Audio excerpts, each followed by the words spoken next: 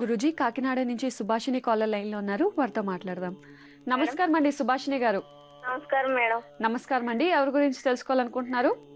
మా ఆయన గారి కోసం అండి. మా ఆయన గారి పేరు లక్ష్మణరావు అండి. నక్షత్రం నక్షత్రం అది తెలియదు మేడం. డేట్ ఆఫ్ బర్త్ చెప్తానండి. చెప్పండి. 19వ తారీఖు 2వ నెల 1984 అండి. టైం అది తెలియదు మేడం. 19/2/1984. అవును మేడం. సుమారు ఎంత సమయం అయి ఉండొచ్చు? తెలియదు మేడం. అంటే మా అత్తయ్య గారిని అది కనుక్కోలేదు మేడం నేను. సరేనండి, మాట్లాడాను గురూజీతో. నమస్తే తల్లి. మీ పాదాలకు నమస్కారం అండి గురువు గారు. మా ఆశీస్సులో ఉంటుందమ్మా. నాకు చాలా సంతోషంగా ఉందండి. అసలు ఏం మాట్లాడలేకపోతున్నానండి. చాలా సార్లు మెసేజ్ చేశానండి. అందుకే ఈ రోజు కాల్ కలిసింది. చాలా అదృష్టంగా ఉందండి నాకు ఈ రోజు. అవును తల్లి, అదృష్టం తల్లి ఈ రోజు నీకు. మా ఆయన గారి కోసం తెలుసుకోవాలనుకుంటున్నానండి. ఏం పని చేస్తారు మీ ఆయన? టైల్స్ పని చేస్తున్నారండి ప్రస్తుతానికి. ఇప్పుడండి టైల్స్ మేస్త్రిగానా? మేస్త్రి కాంట్రాక్ట్స్ అన్ని తీసుకొని చేస్తూ ఉంటారా? చేస్తారు. బాగా కష్టపడతారు లేండి. మంచోరే మీ ఆయన, చాలా మంచివారు. అవునండి గురువు గారు. కానీ ఏది మాత్రం ఉండదండి. ఎంత ఏమొచ్చినా కానండి అలా అలా వెళ్ళిపోతుంది తప్ప కనీసం తినడానికి కూడా ఒకసారి టైంలో ఉండదండి. ఎందుకంటే మీ ప్రశ్న వేశాను. ఇక్కడ శుక్రుడు స్థానం చూపిస్తుంది. శుక్రుడు అంటే ఆర్థిక స్థితి అని నాకు తెలిసిపోయింది. కానీ మీ భర్త చాలా మంచివాడు తల్లి, చాలా కష్టపడతాడు. అవును గురూజీ. కష్టపడతాడు, ప్రతిఫలం లేదు. ఓన్గా ఏదైనా చేయమని చెప్పండి. ఇలాంటి బిజినెస్ ఓన్గా ప్రారంభించండి. అప్పులు చేసి చేయకండి. నిదానమైనా సరే సొంతంగా ప్రయత్నిస్తూ ఉండండి. ఈ టైల్స్ ఫిట్టింగ్ చేయడం మేస్త్రి ఇప్పుడు మంచిదే, ప్రాబ్లం లేదు. అయితే ఇవన్నీ జరగడానికి కారణం ఏంటంటే మీ భర్త జాతకంలో యోగకారకుడు అంత మంచిగా లేదు. యోగకారకులు వ్యయస్థానంలో ఉంటే ఎవరికైనా ఇలా అయిపోతూ ఉంటుందంట. అందువలన కొన్ని పరిహారాలు చెప్తాను, మీ భర్తల చేతిలో చేయించండి, ప్రాబ్లం లేదు. ఎన్నో కొడుకు మీ భర్త వాళ్ళ మీ అత్తయ్య గారికి?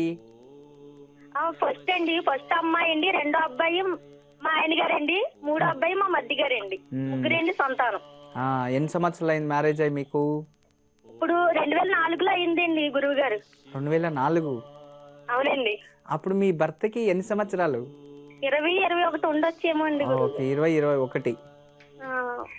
సరే తల్లి. ఇప్పుడు 31 అంటే అప్పుడు మీరు 2004లో అయింది అంటే 20 సంవత్సరాలు అప్పుడు మీ భర్తకి. అవునండి. అప్పుడు మీకెంత వయసు ఉండింది? నాకు 18 సంవత్సరాలు అండి. సరే తల్లి, గవర్నమెంట్ రూల్ ప్రకారం అయిపోయారు 21-18 అని. సంతానం తల్లి? సంతానం ఒక అబ్బాయి అండి, అమ్మాయి అండి. కానీ ఒక చిన్న విషయం అడగాలని ఎప్పటి నుంచో అనుకుంటున్నానండి. చెప్పండి కనుక ముందు ఇది అడగాలని అనుకుంటున్నానండి. చెప్పేయి, అడిగాయి ఈరోజు. అంటే గురువు గారు, మా అత్తయ్య గారికి మా మావయ్య గారి సంతానం అండి, 2 అబ్బాయిలు ఒక అమ్మాయి అండి. వాళ్ళు అయితే వాళ్ళిద్దరు, మా మావయ్య గారు లేరండి, వాళ్ళ అన్నయ్య గారు లేరండి. అమ్మాయి మాత్రం ఉందండి. అంటే ఇద్దరు మధ్య వయసులోనే 35 మధ్యలోనే చనిపోయారండి. అది కొంచెం అనుమానంగా నాకు భయంగా ఉందండి. ఏమి బాధపడక తల్లి, మీ భర్తకి అలాంటిది ఏం జరగదు. ఎందుకంటే నీ యోగం బాగుంది కదా. బాగుందండి. అదే ఎప్పటి నుంచో అడగాలి, ముందు కాల్ చేస్తే మాత్రం ఇదే అడగాలని ఎప్పటి నుంచో అనుకుంటున్నానండి. సరే కానీ చాలా అదృష్టంగా ఉంది నాకు. ఇప్పుడు నీకు అదృష్టం వచ్చింది మీ ఇంటికి అనుకో, ఇక ఇంకేం భయపడకు. ఎందుకంటే నీ యోగం బాగుంది కాబట్టి నీ భర్తకి ఏం అవ్వదు, ప్రశాంతంగా ఉండు. నేను పెళ్లి చేసుకున్నాకే నీ భర్తకు అదృష్టం వచ్చింది, అర్థమైందా? మంచి పేరు, గుర్తింపు అన్నీ వచ్చాయి. నువ్వు పెళ్లికి కాని ముందు నీ భర్తకి అడ్రస్ కూడా లేదు, ఇప్పుడు అన్నీ ఉన్నాయి చెప్పుకోవడానికి. ఇది మాత్రం నిజమేండి. నేను అన్ని నిజమే చెప్తాను తల్లి. ఇది మాత్రం నిజమేండి అని చెప్తున్నాను. సరే అమ్మా, సరే. మీరేం చేయాలంటే ఇంట్లో ఒక కలశం పెట్టండి. కలశము అంటే 45 రోజులు ఒకే కలశం పెట్టాలి, ఒకే చెంబు, అందులో అదే నీళ్ళే ఉండాలి. ఒక కొబ్బరి బొండం, వెండిపోయిన కొబ్బరి బొండం, వెండిపోయి ఉండాలి, పీచ తీయనిది.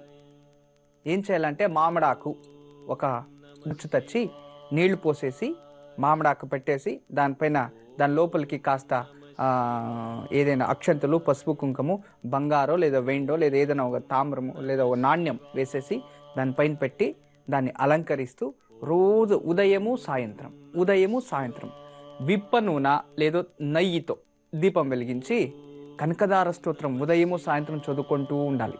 మీరు మధ్యలో ఇంట్లో ఆడవాళ్ళకి ఇంకా ఋతుస్రావం 5 రోజులు చేయరాదు, ఆ టైంలో అలాగే వదిలేయండి. మళ్ళీ పసుపు నీళ్ళు ఇంట్లో అంతా చల్లేసి శుభ్రం చేసి ఆ కలశం పైన పసుపు నీళ్ళు చల్లేసి ఆ 5 రోజులు మీ భర్త చేతిలో దీపం వెలిగించండి. అంతే చాలు. మంత్రం చెప్పేది ఏమొద్దు. అంత స్పెషల్గా మీ నీడు కూడా దానిపైన పడకూడదు. అలాంటి మంచి చోట్ల పెట్టి దాన్ని చేయాలి. అలా ఒక 45 రోజులు చేసిస్తే మీ ఇంట్లో బ్రహ్మచారత్వం వండుకొని మీ ఇంట్లో ఉన్న దారిద్ర్యం అంతా దూరం వెళ్ళిపోతుంది తల్లి. తర్వాత మీ ఇంటికి వచ్చే డబ్బు నిలుస్తుంది, మీరు మంచిగా అయిపోతారు, మీ భర్తకి మంచిది. ఎందుకంటే ఈ లక్ష్మీ వ్రతాన్ని రోజు మీరు కనకదార స్తోత్రం చదువుకొని ఆ కలశము మహాలక్ష్మి అనుకోవాలి. మల్లెపూలతోనో ఇంకో రకంగా ఏదైనా మీకు ఎలా అనుకూలమైతే అలా పూజ చేయాలి. నిత్యము నైవేద్యమా అంటే మీకు అనుకూలమైతే చేయండి, లేదో పాలు కాస్త బెల్లం పెట్టి నైవేద్యం చేయొచ్చు.